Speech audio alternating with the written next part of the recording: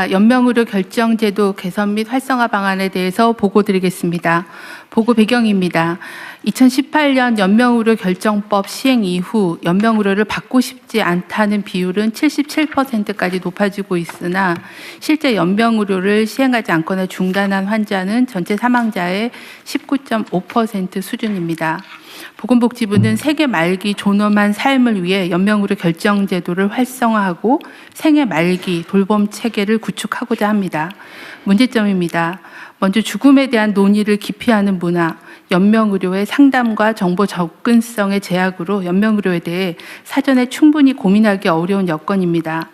사전 의향서가 있어도 연명의료를 중단, 유보할 수 있는 임종 과정에 대한 판단이 어렵고 수행 가능한 의료기관이 부족합니다. 연명의료 중단 이후에 선택할 수 있는 생애 말기 돌봄 서비스가 부족한 실정입니다. 말기 암 환자의 호스피스 이용률은 27.2%입니다. 다음은 개선 방안입니다. 먼저 연명의료에 대한 사전 의향 결정을 통해 웰다잉에 대해 미리 숙고하는 문화를 확산하겠습니다. 사전 의향서 등록 기관을 확대하고 환자의 가치관을 반영하도록 사전 의향서의 서식을 개편하겠습니다. 연명의료 결정을 포함한 웰다잉에 대해 준비해야 할 사항에 대한 포괄적인 홍보를 강화하겠습니다. 둘째, 연명의료 결정이 존중되는 기반을 확충하겠습니다. 연명의료 계획서 작성하는 시기를 현재의 말기 시점에서 말기가 예견되는 시점으로 확대하고 연명의료, 생애 말기 돌봄 등에 대한 표준 상담 프로세스를 보급하고 상담 활성화 지원 방안을 마련하겠습니다. 현재 임종기로 한정되어 있는 연명의료 유보 중단 가능 시기에 대해 사회적 합의를 거쳐서 적용 범위를 말기까지 확대하고 구체적인 기준을 마련하겠습니다. 무연고자와 고립 단절 노인 등에 대한 연명의료 결정을 위해 법령 보완 방안을 마련하고 연명의료 수행 의료기관도 확대하겠습니다. 셋째, 연명의료 결정 이후 존엄한 생애 말기와 임종 지원을 위한 체계를 구축하겠습니다. 의료기관 호스피스를 확충하고 말기 환자에게 적용할 수 있는 표준진료 가이드라인을 보급하겠습니다. 요양시설에서는 임종 돌봄에 대한 계약의사의 역할을 강화하고 종사자 교육, 임종실 설치를 확대하겠습니다. 가정형 호스피스, 재택의료센터 등을 확충하고 통합돌봄과 연계하여 재가 임종 방안을 마련하겠습니다. 또한 자택 임종 시에 사망을 확인하는 절차에 대해 관계부처와 협의하여 개선 방안을 마련하고 생애 말기 돌봄 서비스에 대한 통합적이고 체계적인 정보 제공을 강화하겠습니다. 향후 계획입니다. 웰다잉에 대해 숙고하는 문화를 확산하기 위해 공공기관, 유관단체 등과 협업하여 웰다잉 문화와 관련 제도에 대한 통합적이고 체계적인 정보 제공과 상담, 연계를 추진하겠습니다. 전문가, 국민이 참여하는 공론화를 통해 제도를 개선하고 생애 말기 돌봄 서비스 확대를 위한 거버넌스도 강화하겠습니다. 이상 보고를 마치겠습니다.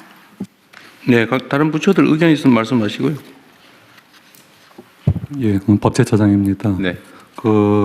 지금 사전 연명의료 의향서를 등록할 수 있는 기관이 현행법 11조에 보면은 보건소뿐만 아니라 공공기관까지도 포함이 되어 있습니다. 근데 공공기관 이외에 주변에서 쉽게 접근할 수 있는 주민센터 같은 곳으로도 확대하는 게 연명의료 의향 등록을 활성화하는 길이 아닌가 싶고요. 한 가지 더 말씀드리면 자택 사망 병원에서 연명 치료를 하지 않으면 호스피스 시설에 들어가거나 자택이 있어야 되는데 호스피스 시설은 굉장히 제한되어 있고 결국 자택에서 사망을 해야 되는데 자택에서 사망할 경우에는 이거 경찰에서는 변사 사건으로 일단은 봅니다.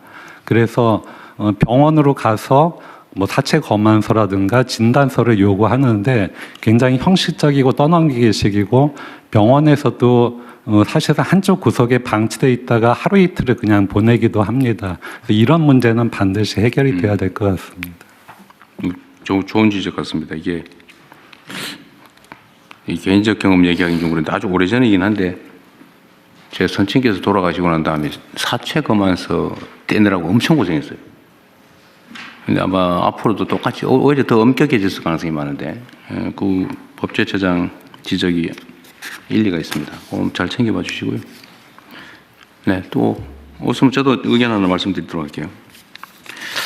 하여튼 이게 이미 이제 회생불능이고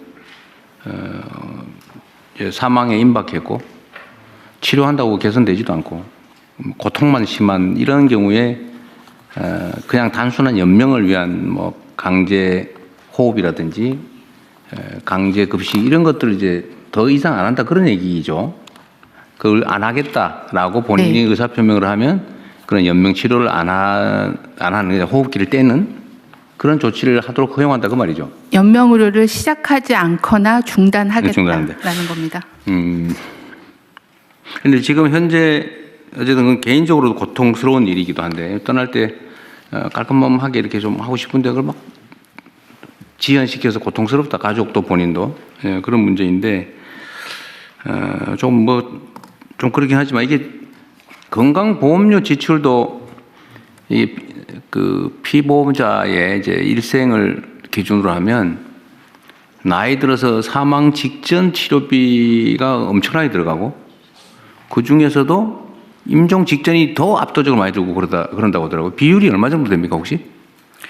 금액을 정확하게 제가 추산해서 기억하지 못하는데요. 이제 사망 직전의 1년이나 뭐 그 시기에 치료비가 제일 많이 집행되는 걸로 평가하고 있습니다. 뭐 70%, 80% 이런 얘기도 있던데. 네, 네. 그 정도 비율입니다. 경님, 돌아가시기 3개월 전에 약 60% 의료 수가를 쓰고 사망을 3개월 전에? 네, 낫지도 않으면서 그러니까 연명 치료하면 엄청난 비용이 들어가요. 그렇습니다. 이게 본인도 괴롭고 가족들도 힘들고 네. 건강보험료도 그렇고 뭐 하여튼 그런 문제가 있어서 이거를 본인이 원하면 더 이상 하지 않는 걸로 하자. 본인과 가족이 동의하에 본인도 동의해야 되고 가족도 동의해야 돼요.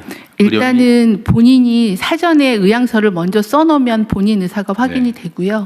그다음에 말기 환자라고 하면 의사하고 상담해서 연명의료 계획서를 환자랑 의사가 쓰면 본인의 의사로 연명의료를 중단할 수 있는데 그걸 사전에 해놓지 않으면은 그다음에 가족의 동의가 있으면 가능합니다. 하여튼 이건 매우 중요한 제도고 하여튼 이게 불편하지 않도록 또 어쩌면 쉽게 할 수 있는 거 외에 저는 뭐 일종의 인센티브라도 있으면 좋겠어요. 그게 뭐가 될지 모르겠는데 사회적으로도 이익이기 때문에 그 점을 잘 조정을 할 필요가 있지 않을까 싶습니다. 네, 현재 저희가 생각할 때는 연명의료를 안 하겠다고 결정을 하면 사망하실 때까지 제대로 된 말기 돌봄이 가야 되거든요. 근데 통증 관리나 아니면 다른 관리들이 이제 병원이나 재가에서 돼야 되는데 그런 제공 기관이 좀 부족하다 보니 연명의료를 결정하더라도 제대로 된 임종 서비스를 못 받는 문제가 좀 있어서 그 부분을 저희가 확충하는데 복지부가 집중하려고 하고 있습니다. 특히 최근에 이제 지역사회 통합돌봄이 활성화가 되기 때문에 재택에서도 그런 임종 돌봄을 받을 수 있게 네. 그 부분에 대한 거를 뭐 수가나 아니면은 이제 매뉴얼 같은 걸 만들고 또 의료진에 대한 교육을 해서 재택 임종을 강화하는 네. 부분들, 호스피스 강화하는 부분들을 계획을 하고 있습니다. 그러니까 연명 치료 안 하고 재택 임종을 할 경우에는 인력과 비용이 더 들겠죠. 그런데 그게 병원에서 연명 치료를 하는 것보다는 훨씬 적게 들겠죠. 네, 그렇습니다. 그럼 과감하게 투자를 하는 게 맞죠. 네. 네. 그렇게 하십시오. 기획을 좀 해서. 네, 추가적 의견 없으시면 이상으로 토의를 마치고요. 해당 사안에 대해서는 다음 부처 보고를 하겠습니다.